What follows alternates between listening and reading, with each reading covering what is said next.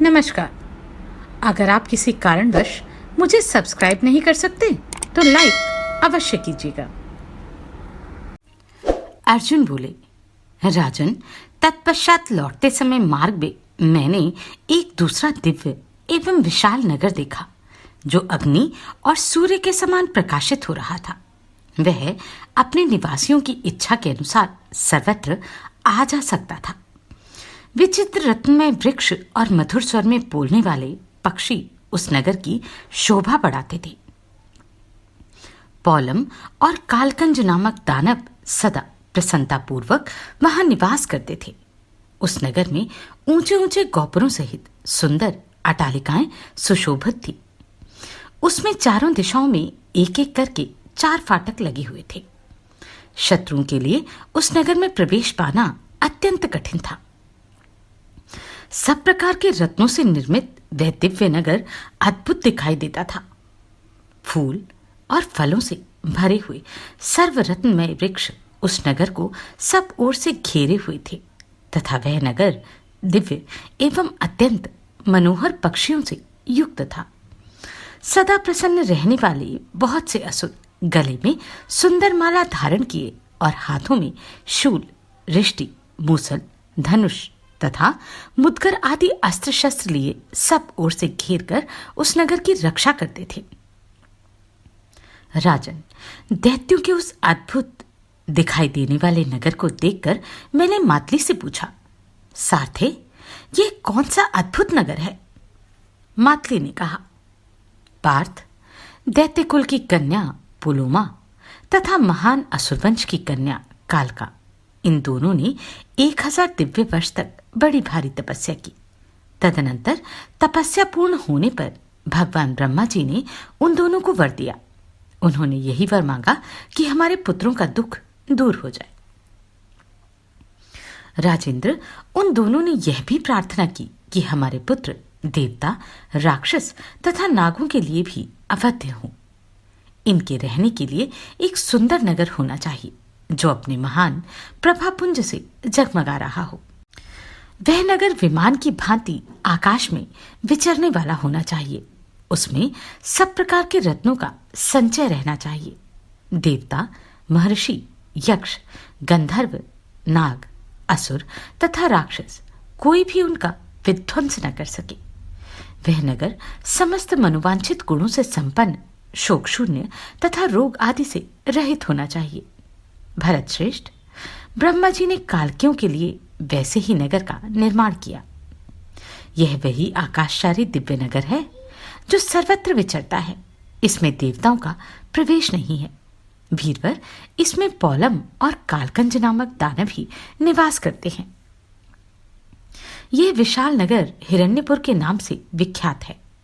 कालके तथा पौलम नामक महान असुर इसकी रक्षा करते हैं। राजन, ये वे ही दानव है जो संपूर्ण देवताओं से अवध्य रहकर उद्वेग तथा उत्कंठा से रहित हो यहाँ प्रसन्नतापूर्वक निवास करते हैं।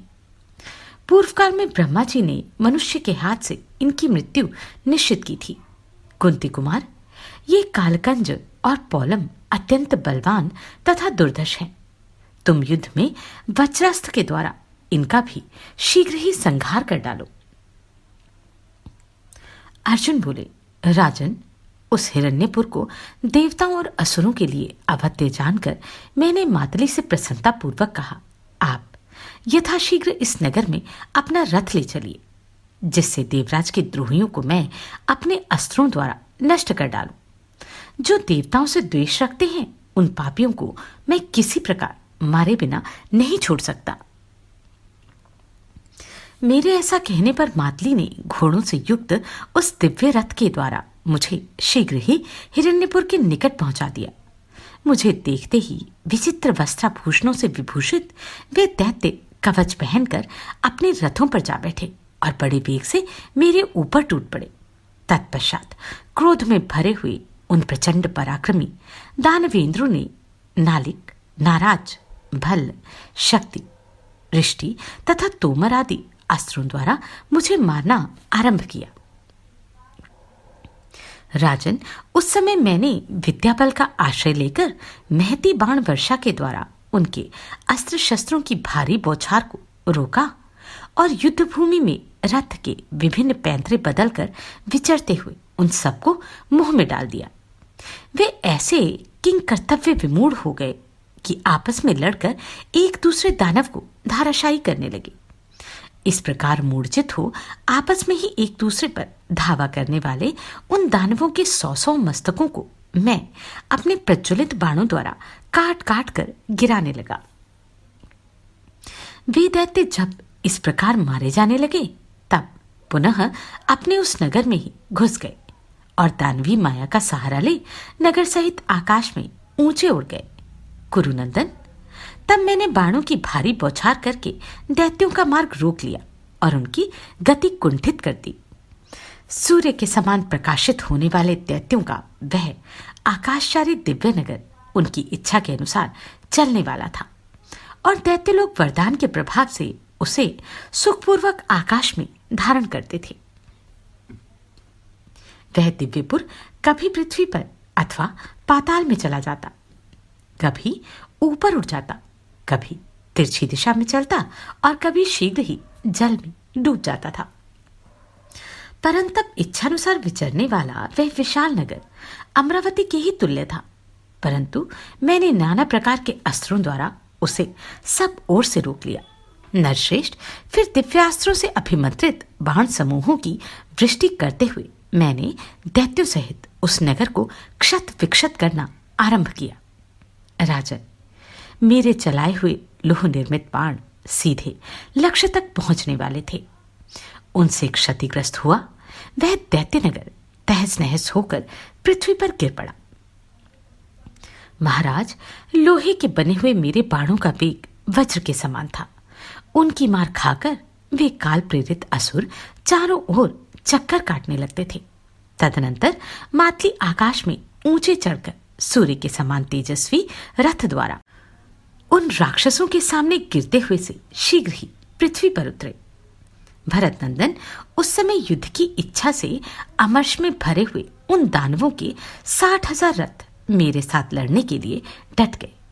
यह देख मैंने गृध पंख से सुशोभित तीखे बाणों द्वारा उन सबको घायल करना आरंभ कर दिया, परंतु वे दानव युद्ध के लिए इस प्रकार मेरी ओर चढ़े आ रहे थे मानो समुद्र की लहरें उठ रही हों। तब मैंने यह सोचकर कि मानवोचित युद्ध के द्वारा इन पर विजय नहीं पाई जा सकती, क्रमशः दिव्यास्त्रों का प्रयोग आरंभ किया।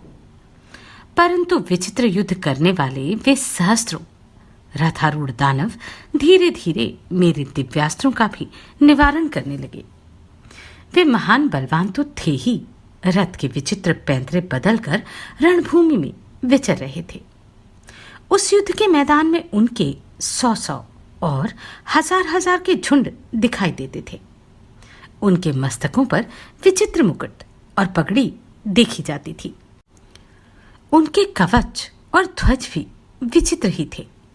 वे अद्भुत आभूषणों से विभूषित हो मेरे लिए मनोरंजन की सी वस्तु बन गए थे। उस युद्ध में दिव्यास्त्रों द्वारा अभिमंत्रित बाणों की वर्षा करके भी मैं उन्हें पीड़ित न कर सका, परंतु वे मुझे बहुत पीड़ा देने लगे। वे अस्त्रों के ज्ञाता तथा युद्ध कुशल थे। उनकी संख्या भी बहुत थी। उस महान संग्राम में उन दानवों से पीड़ित होने पर मेरे मन में महान भय समा गया। तब मैंने एकाग्रचित हो मस्तक झुकाकर देवादिदेव महात्मा रुद्र को प्रणाम किया और समस्त भूतों का कल्याण हो ऐसा कहकर उनके महान पाशुपतास्त्र का प्रयोग किया। उसी को रौद्रास्त्र भी कहते हैं। वह समस्त शत्रुओं का विनाश करने वाला है। वह महान एवं दिव्य पाशुपतास्त्र संपूर्ण विश्व के लिए वंदनीय है। उसका प्रयोग करते ही मुझे एक दिव्य पुरुष का दर्शन हुआ, जिनके 3 मस्तक, 3 मुख, 9 नेत्र तथा 6 भुजाएं थी। उनका स्वरूप बड़ा तेजस्वी था। उनके मस्तक के बाल सूर्य के समान प्रज्वलित हो रहे थे। शत्रुदमन नरेश, लपलपाती जीभ वाले बड़े बड़े नाग उन दिव्य पुरुषों के चीर अर्थात वस्त्र बने हुए थे। भक्तों पर अनुग्रह करने वाले उन महादेव जी ने सर्पों का ही यज्ञोपवीत धारण कर रखा था। उनके दर्शन से मेरा सारा भय जाता रहा। भरत श्रेष्ठ, फिर तो मैंने उस भयंकर एवं सनातन पाशुपतास्त्र को गांडीव धनुष पर संयोजित करके अमित तेजस्वी त्रिनेत्रधारी भगवान शंकर को नमस्कार किया और उन दानवेंद्रों के विनाश के लिए उन पर चला दिया। उस अस्त्र के छूटते ही उससे सहस्त्रों रूप प्रकट हो गए। महाराज, मृग, सिंह, व्याघ्र, रीछ, भैंस, नाग, गौ, शरभ, हाथी, वानर, बैल, सुअर, बिलाव, भेड़िए, प्रेत, भूरुंड, गिद्ध, गरुड़, चमरी गाय, देवता, ऋषि, गंधर्व, पिशाच, यक्ष, देवद्रोही राक्षस, गुह्यक, निशाचर, मत्स्य, गजमुख, उल्लू, मीन तथा अश्व जैसे रूप वाले नाना प्रकार के जीवों का प्रादुर्भाव हुआ। उन सब के हाथ में भांति भांति के अस्त्र शस्त्र एवं खड़ग थे। इसी प्रकार गदा और मुदगर धारण किए बहुत से यातुधान भी प्रकट हुए। इन सब के साथ दूसरे भी बहुत से जीवों का प्राकट्य हुआ, जिन्होंने नाना प्रकार के रूप धारण कर रखे थे। उन सब के द्वारा यह सारा जगत व्याप्त सा हो गया। पाशुपतास्त्र का प्रयोग होते ही कोई 3 मस्तक, कोई 4 दाढ़ी, कोई 4 मुख और कोई 4 भुजा वाले अनेक रूपधारी प्राणी प्रकट हुए, जो मांस, मैदा, वसा और हड्डियों से संयुक्त थे। उन सबके द्वारा गहरी मार पड़ने से वे सारे दानव नष्ट हो गए। भारत, उस समय सूर्य और अग्नि के समान तेजस्वी तथा वज्र और अश्विनी के समान प्रकाशित होने वाले शत्रु विनाशक लोहमय बाणों द्वारा भी मैंने 2 ही घड़ी में संपूर्ण दानवों का संहार कर डाला। गांडीव धनुष से छूटे हुए अस्त्रों द्वारा क्षत विक्षत हो समस्त दानव प्राण त्याग कर आकाश से पृथ्वी पर गिर पड़े। यह देखकर मैंने पुनः त्रिपुरनाशक भगवान शंकर को प्रणाम किया। दिव्य आभूषणों से विभूषित दानव पाशुपतास्त्र से पिस गए हैं। यह देखकर देवसारथी मातली को बड़ा हर्ष हुआ। जो कार्य देवताओं के लिए भी दुष्कर और असह्य था, वह मेरे द्वारा पूरा हुआ देख इंद्र सारथी मातली ने मेरा बड़ा सम्मान किया और अत्यंत प्रसन्न हो हाथ जोड़कर कहा, अर्जुन, आज तुमने वह कार्य सिद्ध कर दिखाया है जो देवताओं और असुरों के लिए भी असाध्य था। साक्षात देवराज इंद्र भी युद्ध में यह सब कार्य करने की शक्ति नहीं रखते हैं। हिरण्यपुर का विनाश करने वाले वीरवर धनंजय, निश्चय ही देवराज इंद्र आज तुम्हारे ऊपर बहुत प्रसन्न होंगे। वीर, तुमने अपने पराक्रम और तपस्या के बल से इस आकाशचारी विशाल नगर को तहस नहस कर डाला, जिसे संपूर्ण देवता और असुर मिलकर भी नष्ट नहीं कर सकते थे। यह आकाशवर्ती नगर का विध्वंस और दानवों का संहार हो जाने पर वहां की सारी स्त्रियां विलाप करती हुई नगर से बाहर निकल आईं। उनके केश बिखरे हुए थे। वे दुख और व्यथा में डूबी हुई कुरूरी की भांति करुण क्रंदन करती थी। अपने पुत्र, पिता और भाइयों के लिए शोक करती हुई वे सब की सब पृथ्वी पर गिर पड़ी। जिनके पति मारे गए थे, वे अनाथ अबलाएं दीनतापूर्ण कंठ से रोती चिल्लाती हुई छाती पीट रही थी। उनके हार और आभूषण इधर उधर गिर पड़े थे। दानवों का वह नगर शोकमग्न हो अपनी सारी शोभा खो चुका था। वहां दुख और दीनता व्याप्त हो रही थी। अपने प्रभुओं के मारे जाने से वह दानव नगर निष्प्रभ और अशोभनीय हो गया था। गंधर्व नगर की भांति उसका अस्तित्व अयथार्थ जान पड़ता था। जिसका हाथी मर गया हो, उस सरोवर और जहां के वृक्ष सूख गए हों, उस वन के समान वह नगर अदर्शनीय हो गया था। मेरे मन में तो हर्ष और उत्साह भरा हुआ था। मैंने देवताओं का कार्य पूरा कर दिया था। अतः मातली उस रणभूमि से मुझे शीघ्र ही देवराज इंद्र के भवन में ले आए। इस प्रकार मैं निवात कवच नामक महादानवों को तथा पौलम और कालकियों को मारकर तथा उजड़े हुए हिरण्यपुर को उसी अवस्था में छोड़कर वहां से इंद्र के पास आया। महाद्युते, मातली ने मेरा सारा कार्य जो कुछ जैसा हुआ था देवराज इंद्र से विस्तार पूर्वक कह सुनाया। हिरण्यपुर का विध्वंस, दानवी माया का निवारण तथा महाबलवान निवात कवचों का युद्ध में वध सुनकर मरुत आदि देवताओं सहित भगवान सहस्त्रलोचन इंद्र अत्यंत प्रसन्न हो मुझे साधुवाद देने लगे और मुझे प्रेमपूर्वक हृदय से लगाकर मुस्कुराते हुए मेरा मस्तक सूंघा। तत्पश्चात देवराज ने बार बार मुझे सांत्वना देते हुए देवताओं के साथ यह मधुर वचन कहा। पार्थ, तुमने युद्ध में वह कार्य किया है जो देवताओं और असुरों के लिए भी असंभव है।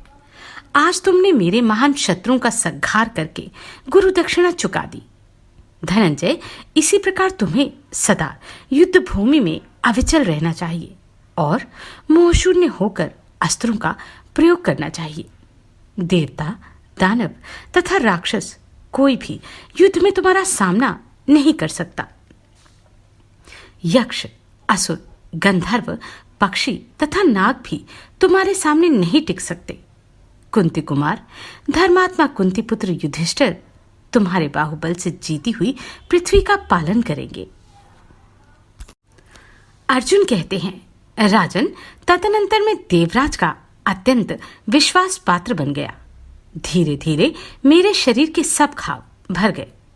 तब एक दिन देवराज इंद्र ने मेरा हाथ पकड़कर कहा, भरत नंदन, तुम में सब दिव्यास्त्र विद्यमान है।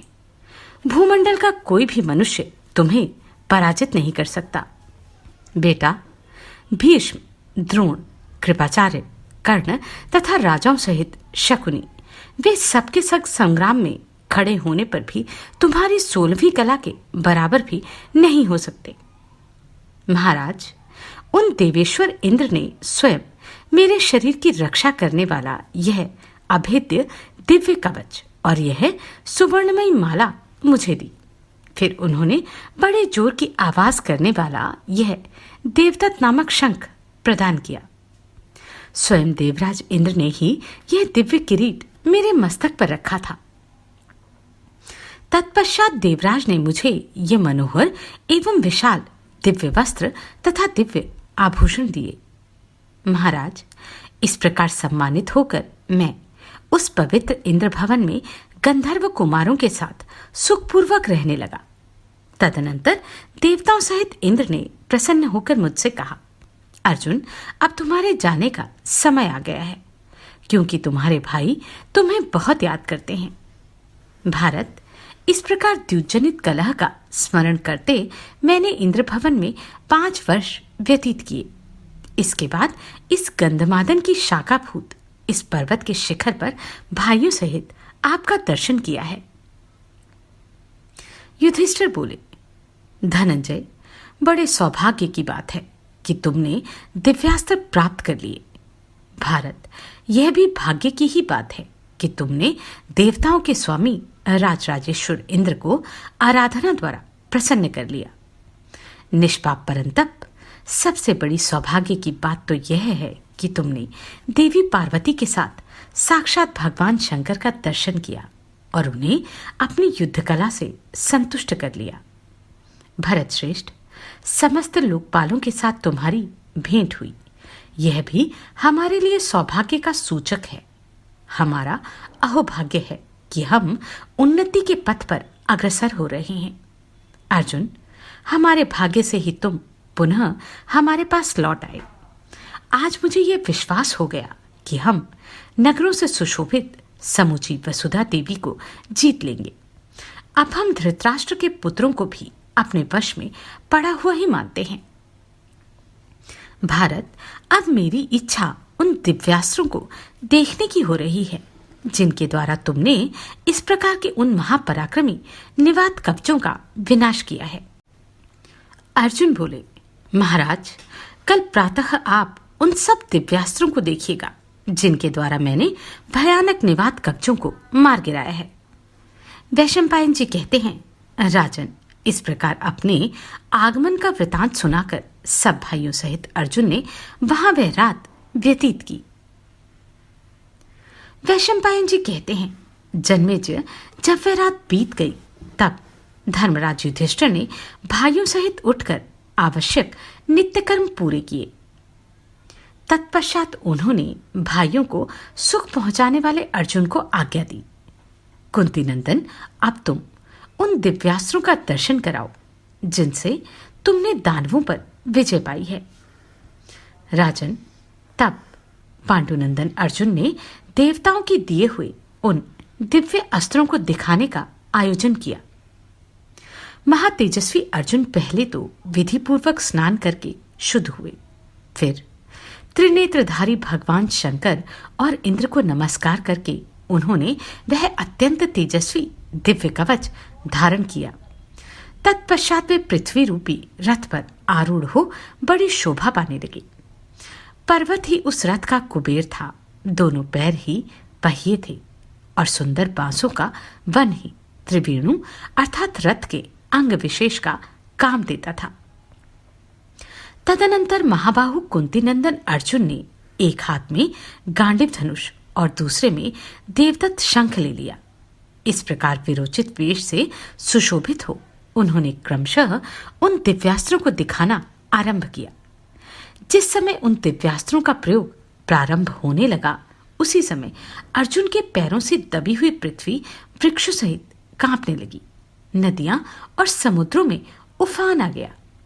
पर्वत विदीर्ण होने लगे और हवा की गति रुक गई। सूर्य की प्रभा फीकी पड़ गई और आग का जलना बंद हो गया। द्विजातियों को किसी प्रकार भी वेदों का भान नहीं हो पाता था।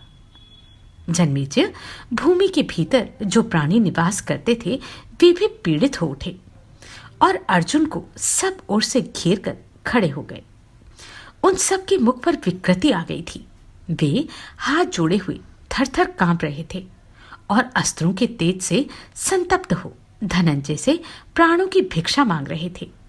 इसी समय ब्रह्मऋषि, सिद्ध, महर्षि, समस्त जगम प्राणी, श्रेष्ठ देवऋषि, देवता, यक्ष, राक्षस, गंधर्व, पक्षी तथा आकाशचारी प्राणी सभी वहां आकर उपस्थित हो गए। इसके बाद ब्रह्मा जी, समस्त लोकपाल तथा भगवान महादेव अपने गणों सहित वहां आए। महाराज, तदनंतर वासुदेव पांडुनंदन अर्जुन पर सब ओर से विचित्र सुगंधित दिव्य मालाओं की वृष्टि होने लगी। राजन, देव प्रेरित गंधर्व नाना प्रकार की गाथाएं गाने लगे और झुंड की झुंड अप्सराएं नृत्य करने लगी।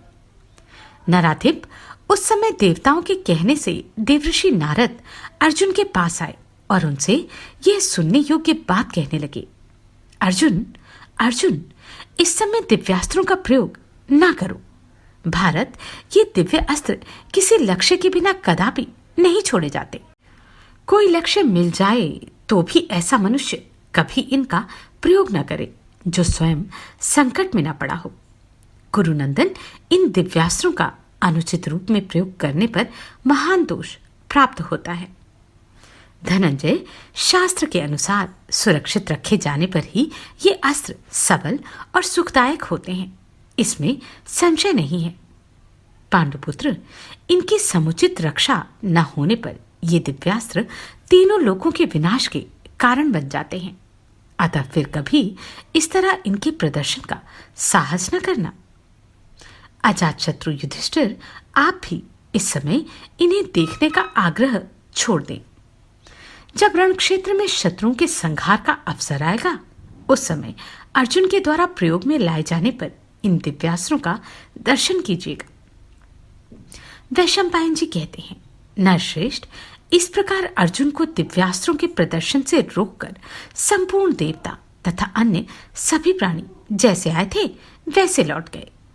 कुरुनंदन, उन सब के चले जाने पर सब पांडव द्रौपदी के साथ बड़े हर्षपूर्वक उसी वन में रहने लगे। नमस्कार, मैं आभा शर्मा जावास। यदि आपको मेरा ये प्रयत्न सराहनीय लगा हो तो मुझे सब्सक्राइब करके प्रोत्साहित करें।